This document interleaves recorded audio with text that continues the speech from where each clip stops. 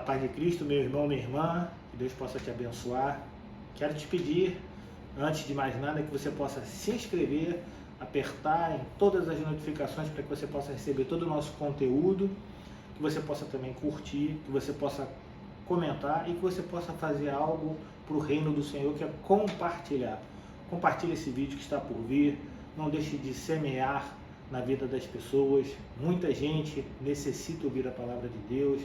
Então você que já está inscrito no canal, amém, Deus te abençoe. Você que não está e vê nossos vídeos, quantas pessoas veem nossos vídeos e veem os versículos da manhã, também os nossos shorts, todo dia às 6 horas da manhã são lançados, que não estão inscritos.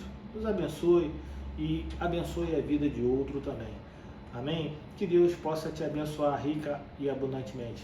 Pode rodar a vinheta em nome de Jesus. Deus abençoe.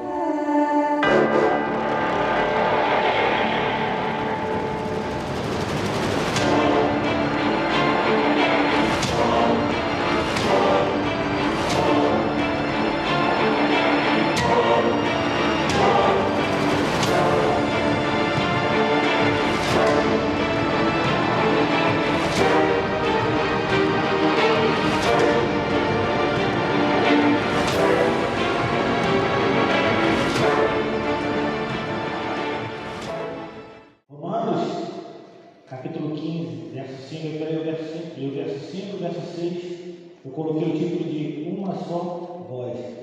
Diz assim, Romanos 15, verso 5: Ora, o Deus da paciência e da consolação lhes conceda o mesmo modo de pensar de uns para com os outros, segundo Cristo Jesus, para que vocês, unânimes e a uma só voz, glorifiquem o Deus e Pai de nosso Senhor Jesus Cristo. Novamente, Romanos 15, verso 5, diz assim: Ora, o Deus, qual Deus? O da paciência e da consolação, lhes conceda quem é a igreja, o mesmo modo de pensar de uns para com os outros, com a igreja, segundo Cristo Jesus, o nosso Deus, para que vocês, para que nós, a igreja, unânimes, todos juntos, e a uma só voz de todos, glorifiquem Deus e Pai de nosso Senhor Jesus Cristo. Pai, te damos graças, Senhor, glorifica teu nome, Senhor, nessa noite, Pai,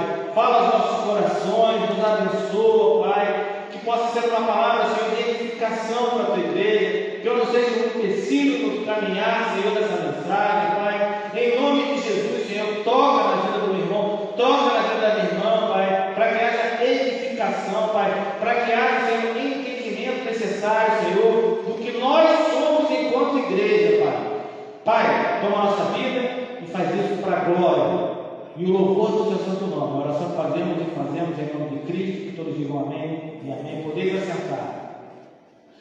Quanta amargura, quanto dissabor, quanta consternação, quanto tormento acontece. Aonde, pastor, que acontece tudo isso? Dentro da igreja. Tudo isso acontece dentro da igreja, a amargura, o dissabor, a consternação, o tormento acontece dentro da igreja. E acontece isso sem que a gente perceba. Ou quando a gente percebe, a gente não dá a devida atenção. Quantas pessoas suplicam, gritam e imploram um amparo, um socorro, e por mais alto que ela grite por ajuda, elas não são ouvidas dentro da igreja de Cristo. Qual é a altura do decibel necessário do clamor que essas pessoas devem chegar para que possamos ouvir, para que possamos ajudá-la? Parece que há uma letargia de cada um de nós, os nossos próprios irmãos. E eu estou falando isso para os cristãos, para a igreja de Cristo. Numa noite que a gente está aqui louvando ao Senhor, daqui a pouco iremos orar por uns pelos outros. Às vezes parece que nós não nos incluímos, não nos prontificamos a ajudar, não nos preocupamos a prontificar a ajudar. Passamos ao redor dos nossos relacionamentos com os nossos irmãos, convivemos, mas fazemos isso de modo afastado. Nós temos receio de abraçar o nosso próprio irmão que está do nosso lado, na nossa frente, nas nossas costas. Às vezes não há comunhão dentro da própria igreja. necessário que uma pessoa tenha que visitar dentro da igreja para poder ser percebida no seu clamor, na sua angústia, na sua amargura. Às vezes nós esquecemos que somos uma família. E nós somos uma grande família. Nós somos o corpo de Cristo. É a comunhão da vida que distingue um corpo de uma organização. São duas coisas totalmente diferentes. Paulo, na sua carta mais doutrinária, depois de expor a calamidade que o pecado produz, a remissão pela cruz do Calvário, a seleção dos escolhidos pela graça e a absolvição, agora a partir do capítulo 12 da carta que ele escreve aos Romanos, ele forma qual seria o modo de vida que o povo de Deus, que aquela igreja devia ter e mais, devia viver. Paulo demonstra a necessidade da comunhão dos irmãos, o valor e o proveito desse estilo de vida. Tem gente que acha que não tem proveito, não tem valor esse estilo de vida, de comunhão dos irmãos. Nós somos irmãos, membros de um só corpo. Romanos 12:5, Paulo diz assim: assim também nós, embora sejamos muitos, somos um só corpo em Cristo e membros uns dos outros. Apesar de a gente ser muitos, nós somos uma unidade. Os membros, eles formam um corpo, e sendo assim, não há como conseguirmos viver separado. Seu corpo ele não consegue viver sem os dois rins. Seu corpo não consegue viver sem um coração. Cada membro precisa de um outro membro para que haja vida. Não há membro dispensável na saúde do corpo. Não vou descansar que isso aqui é a necessidade de um funcionamento coeso dos membros para que o corpo venha ter saúde. Nós não conseguimos nem subsistir, nem crescermos de maneira solitária, afastada. Não tem como haver crescimento na solidão. Nós nos pertencemos uns aos outros. Nós, enquanto igreja, nos pertencemos uns aos outros. Nós somos uma família. E Paulo esclarece bem sobre esse assunto do ajuste do corpo de Cristo, quando ele escreve lá essa carta para a igreja de Éfeso, lá no capítulo 4. Diz assim o versículo 15: mas seguindo a verdade em amor, cresçamos em tudo naquele que é a cabeça, Cristo, de quem todo o corpo bem ajustado e consolidado pelo auxílio de todas as juntas, segundo a justa cooperação de cada parte, efetua o seu próprio crescimento para a edificação de si mesmo em amor. A gente deve viver em amor para que o corpo não padeça.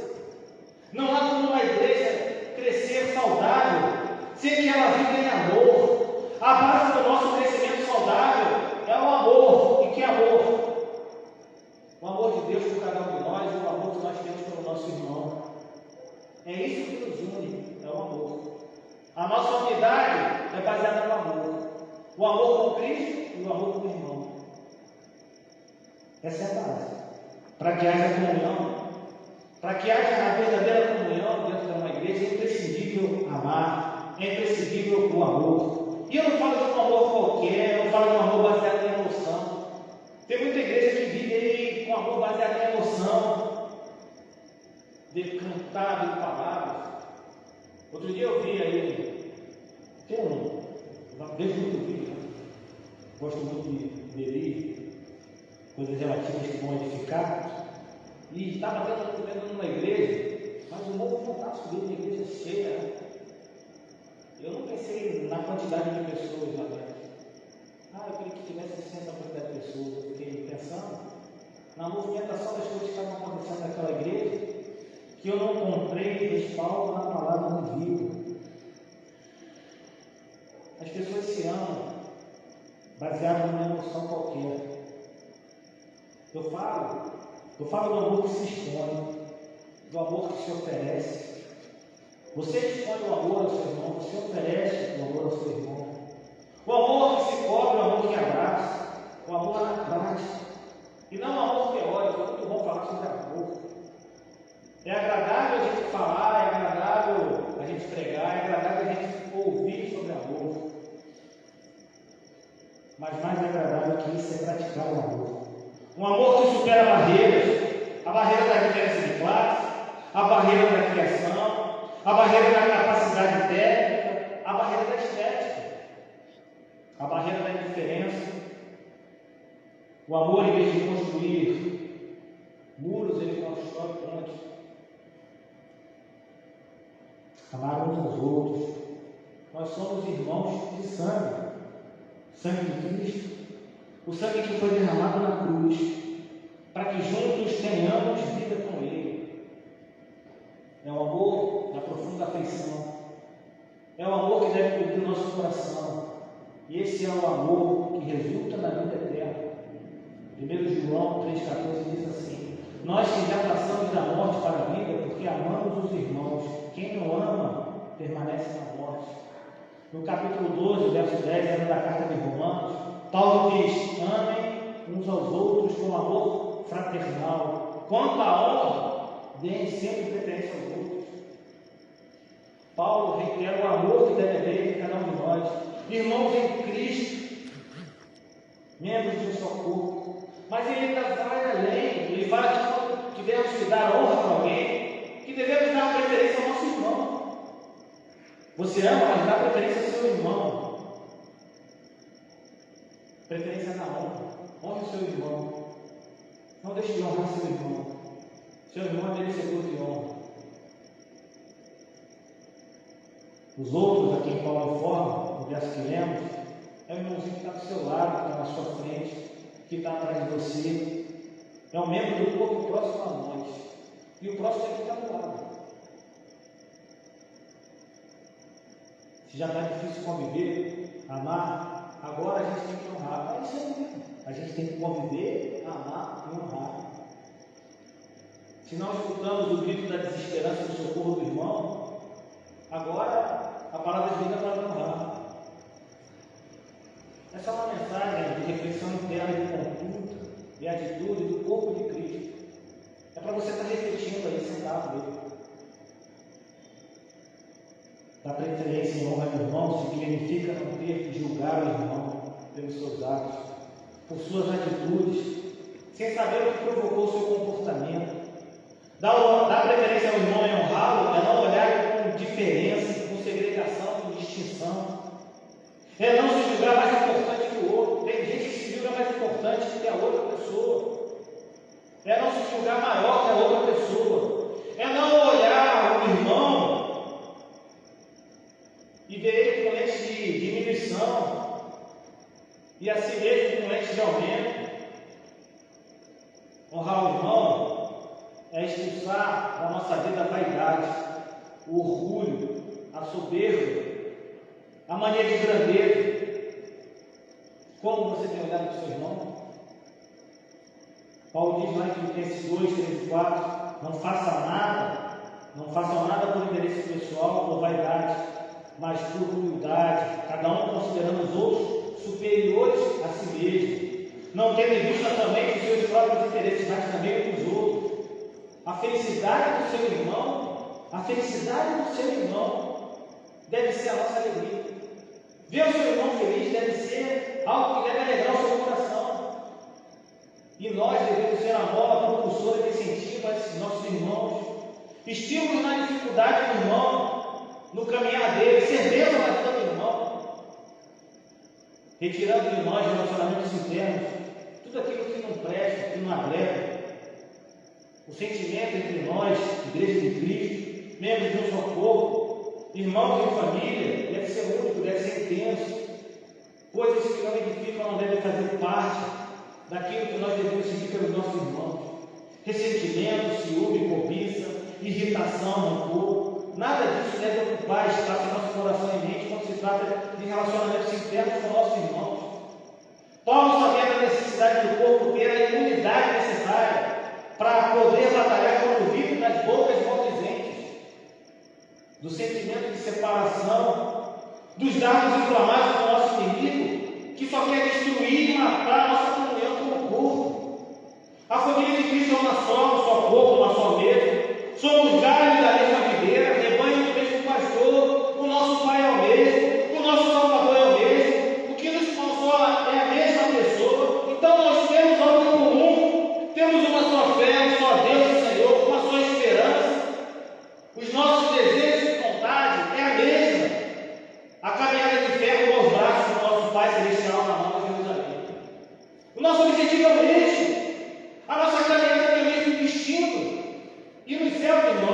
morrer. A gente vai viver junto uns com os outros. O julgamento de conduta e atitude do nosso irmão não é competência sua, é competência exclusiva de Deus. Não nos julguemos mais uns aos outros. Nós não fomos e não somos nomeados juízes dos nossos irmãos.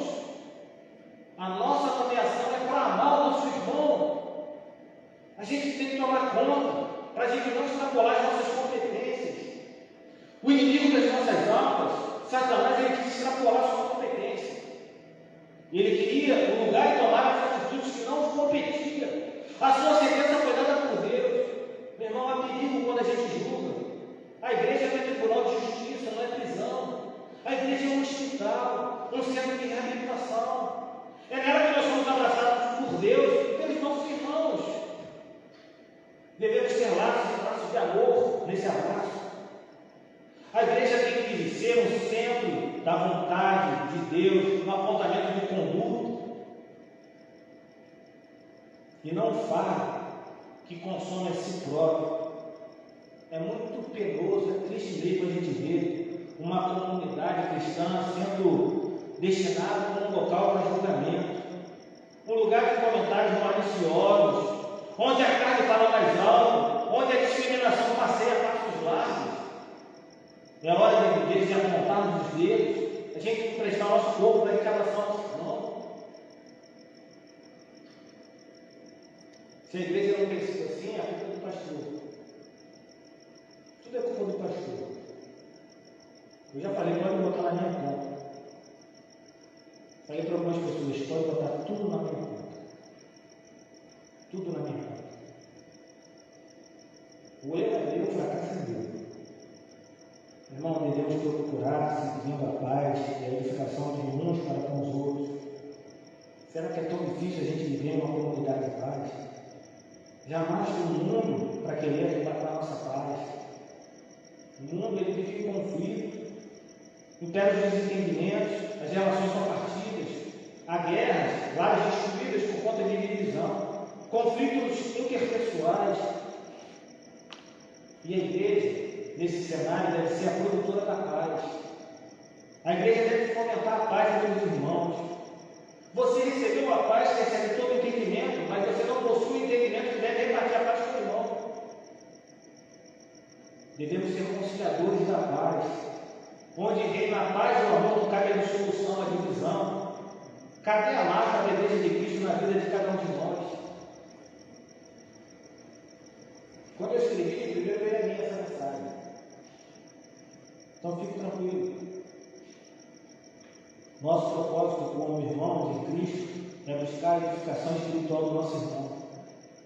É levar uma palavra de conforto. É tão difícil de levar uma palavra de conforto do irmão. Não colocar na labareda da angústia do irmão, mas gasolina. A gente deve crescer junto em comunhão, alcançarmos a maturidade na fé de forma coesa.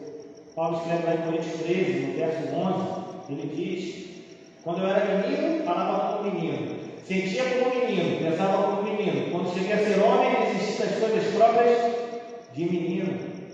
Tem muita meninice dentro da igreja, criancice dentro da igreja. A gente não pode ser pedra de tropeço na vida dos irmãos. Nós devemos ser assim, alavancos. Em vez de a gente lançar ácido na ferida do irmão, a gente deve procurar lançar bálsamo. Assim como Cristo nos acolheu e nos ama, a gente também deve acolher e amar nosso irmão. Tem gente que tem dificuldade de fazer relacionamentos na igreja por conta da preocupação da sua aceitação da comunidade. O acolhimento, meu irmão, faz toda a diferença em uma comunidade cristã. Você pode estar pensando que seu irmão ou irmã se envolve, mas você já procurou estabelecer um contato, dar um oi, você chegar em amor, saber o que está acontecendo. A igreja não é uma produção social, não. É uma família. A igreja deve ser um lugar da aceitação, do acolhimento, do resultado. Eu nem conheço todo mundo que está aqui de forma profunda, mas eu tenho certeza que, assim como eu também quero, você quer receber o amor dos irmãos. E isso passa pelo acolhimento. O que mais me choca é que a gente tem uma bússola preciosa na mão. Mas parece que a gente está procurando nos perdendo de Deus. A palavra de Deus diz que Cristo se assentou e comeu com os pecadores, resgatou a vida de prostitutas, exerceu o perdão sobre a vida de desonestos, tocou em leprosos, aqueles que eram considerados impuros espirituais, curou doentes, libertou os cativos. Cristo é a nossa referência de acolhimento. Nem eu, nem você, nós temos méritos no amor acolhedor de Deus. Ele nos amou, Ele nos ama, Ele nos perdoa, Ele nos resgatou, Ele continua nos transformando, Ele nos aceita assim mesmo como somos. Assim mesmo do jeito que você é.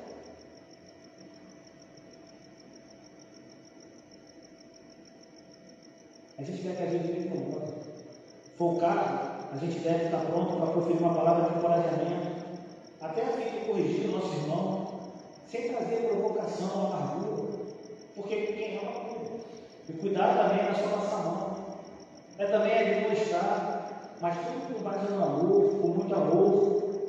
Admoestar não é apontar a culpa, mas é fazer isso com consolo. A nossa admoestação não deve ser a juízo final, a distanciamento do reino de Deus, muito pelo contrário, praticar o amor que Cristo nos ensinou. É ser coluna de descanso do irmão no tempo do erro.